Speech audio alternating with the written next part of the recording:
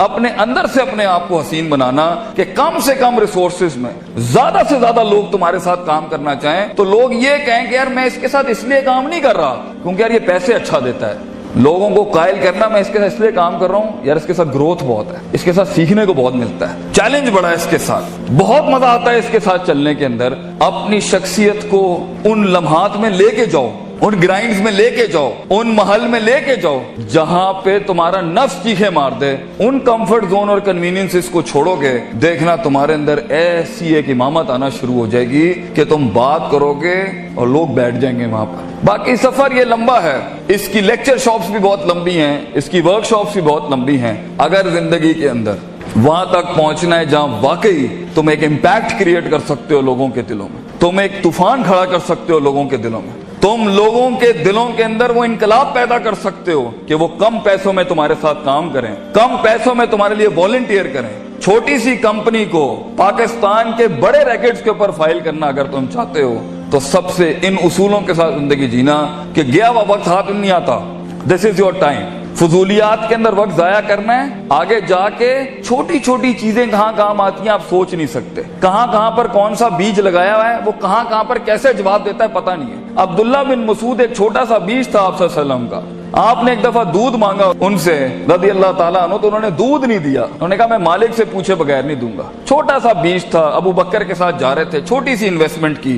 آگے جا کے عبداللہ بن مسعود کتنا بڑا عالم دین, کتنا بڑا فقہ کا امام اور پھر گورنر بنے. تو اپنی زندگی میں یہ چھوٹی چھوٹی انویسٹمنٹس کرتا رہے اور فوکس رکھے اپنی منزل کے اوپر, اپنے دشمنوں کو اینالائز کرے. وہ زندگی جس میں بالکل ہی کوئی دشمن نہیں ہے یہ بھی کوئی زندگی ہے. اس کا مطلب ہے تیرے کلیجے نے چیلنج نہیں کیا کسی کو. اور اگر وہ زندگی جس میں ہر بوئے دے ہوتے ہی دشمن ہے بھی میرے خیال میں ڈنگر زندگی ہے, یہ اندر بھی کوئی فائدہ نہیں ہے.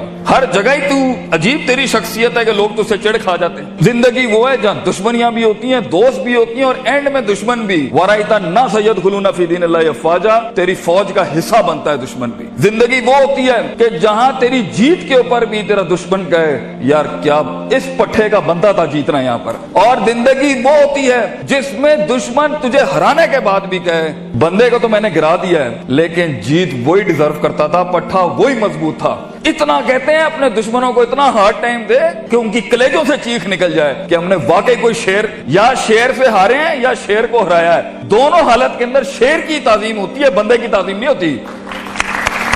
سوال یہ ہے شیر بنو کیونکہ اس کی ہار بھی سمبولک ہوتی ہے, اس کی جیت بھی سمبولک ہوتی ہے. مثال گیدڑ کی نہیں شیر کی دی جاتی ہے, مگر یہ کلیجے چاہیے ان کاموں کو کرنے کے لیے, وہ جگر چاہیے ان کاموں کو کرنے کے لیے. اور یہ چھوٹی سوچوں کے ساتھ نہیں بنتا, یہ 2 روپے کے جھگڑوں کے اوپر نہیں بنتا, یہ 2 روپے کے مسائل پہ نہیں بنتا, یہ ٹھنی چونیوں کے مسئلے نہیں ہیں. یہ تو اپنی آپ کو جلانے اور برباد کرنے کا سلسلہ ہے, تب جا کے بیج اگتا ہے. بہادر شاہ ظفر کہتے ہیں کہ ہر کسی کو پیڑ اور پودا اور پھل بننے کا شوق ہے. Everybody wants to be fruits and apples. ہر آدمی بننا چاہتا ہے کہ میں پھول اور پھل بن جاؤں, لیکن ہم تو وہ کھاد بننے کا کہتے ہیں, وہ بیج بننے کا کہتے ہیں جو زمین میں دفن کرتا ہے اپنے آپ کو, گمنام ہو جاتا ہے. لوگ آتے ہیں اور پھلوں کی تعریفیں کر رہے ہوتے ہیں لیکن وہ بیج دفن کرتا ہے اپنے آپ کو, گمنام ہوتا ہے مٹی کے نیچے. کوئی اس کے دکھوں کو نہیں جانتا, کوئی اس کی تنہائیوں کو نہیں جانتا, اور وہ زمین سے جنگیں لڑ کے اس بیج کو اپنے آپ کو پھاڑ کے ایک درخت بناتا ہے. سارا جہاد وہ بیج کرتا ہے اور سارے فائدے قوم کے پھل پودے اٹھاتے ہیں, تعریفیں سیب اور پھل اور پھول لے جاتے ہیں. بیج کو لوگ بھول جاتے ہیں لیکن اصل بنیاد بیج ہوتی ہے.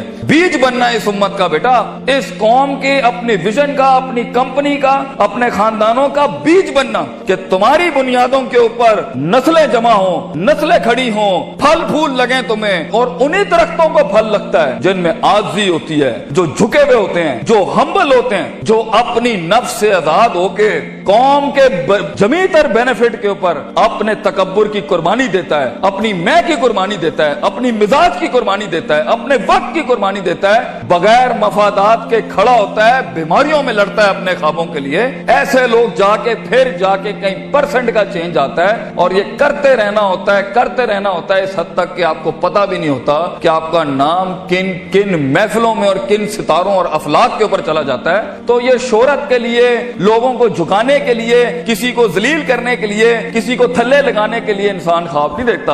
امپاورمنٹس ہوتی ہیں جب انسان کام کرتا ہے اپنی نفس سے آزاد ہو کے، جو انسان کام کرتا ہے لوگوں کے لیے کام کرتا ہے اور اپنے لیے بھی کرتا ہے، لیکن اس میں آپ کو علمی مسل بھی چاہیے اور اس میں آپ کو عملی مسل بھی چاہیے، اس میں آپ کو نیت بھی چاہیے، ارادہ بھی چاہیے، قصد بھی چاہیے، نتیجہ بھی چاہیے، محاسبہ بھی چاہیے، علم بھی چاہیے، یقین بھی چاہیے، صبر بھی چاہیے، دوام بھی چاہیے، سیاست بھی چاہیے۔ اس لیے اگر آپ اس کے اوپر آج کام کرنا نہیں شروع کریں گے، کوئی مسئلہ نہیں ہے، 20-15 سالوں کے بعد جہاں بھی زندگی کھڑی ہوگی نا، وہ فیصلہ آپ کا ہوگا۔ جو بھی انسان کچھ ہے نا، اللہ پر بلیم نہیں کرنا۔ ظہر الفساد فی البر والبحر بما کسبت ایدی الناس، انسان کی زندگی جہاں بھی کھڑی ہے وہ اس کا کیا ہے۔ کئی سنی بات میں کوئی غلطی ہوگی تو ساری میری تھی، کوئی حق اگر ہم نے قوم کے لیے بیان کیا وہ قوم کا تھا۔ اللہ تعالیٰ آپ کو ایک مایہ ناز زندگی عطا فرمائے، ایک کامیاب لیڈر بنائے۔ وآخر دعوانا ان الحمدللہ رب العالمین۔ جزاکم اللہ خیر۔ السلام علیکم۔